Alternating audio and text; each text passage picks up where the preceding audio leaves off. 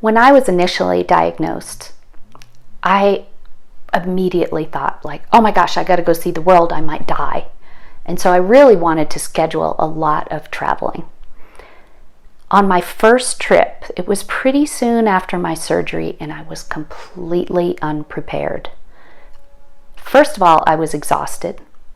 The trip made me even more exhausted. It disrupted my sleep. I couldn't get the right foods. I would say overall, the trip was good for my soul, but it took a real hit to my body. So I just encourage you, if you're going to travel, remember this is a phase of radical transformation. You are redoing everything in your body, and you need to reboot. And sometimes traveling can really deplete you. So do enjoy your traveling, but make sure you're prepared and it's the right thing to do. Here are some tips and tricks that really help me while I'm traveling. The first one would be, what do I do when I get in a car? Well, lots of coolers is definitely the key. I stock up at my garden or the local farmer's market.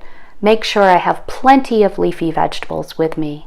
I have all my healthy fats with me, and I even bring a cooler with frozen goods with my proteins because it's very hard to find grass-fed, grass-finished, wild-caught seafood, that type of thing when you're on the road.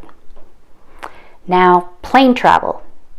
There's a whole bunch of tips and tricks below, but I'm going to mention a couple of my favorites. I check a giant roller bag, and inside that I put a soft cooler. Inside that soft cooler, I have my herb purees that are frozen. I have some healthy fats that are wrapped up in bubble wrap. I have some veggies that I might not be able to get when I arrive because I don't want to worry about where my first meal is going to come from when I land on the plane. I also look ahead at where I'm going and see if I can source a health food store or Whole Foods, something that I'm going to be able to buy the things I need when I get there. When I go abroad to a third world country that doesn't have any of the above, I'm actually going to bring an entire 2 weeks of food with me. I also have a letter from my doctor with me that explains why I'm carrying these foods and that I'm allowed to bring them into the country. But make sure you check with customs because some foods are not allowed in certain countries.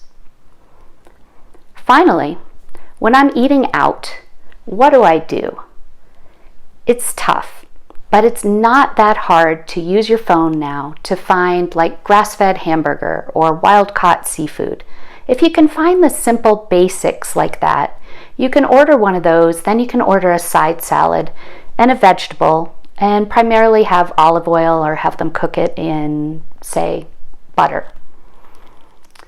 I also have a little tip that I have in my purse. I have a little jar, which is pureed olive oil with some herbs like parsley, oregano, thyme, cilantro, anything, arugula. You can put whatever you like in there.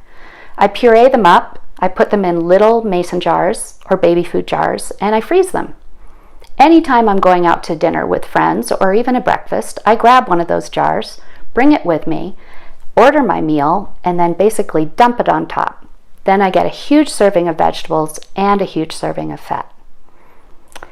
So there's more resources below because I have lots of tips, but those are some basics to get you started. It's really important that you eat out and enjoy yourself with your friends.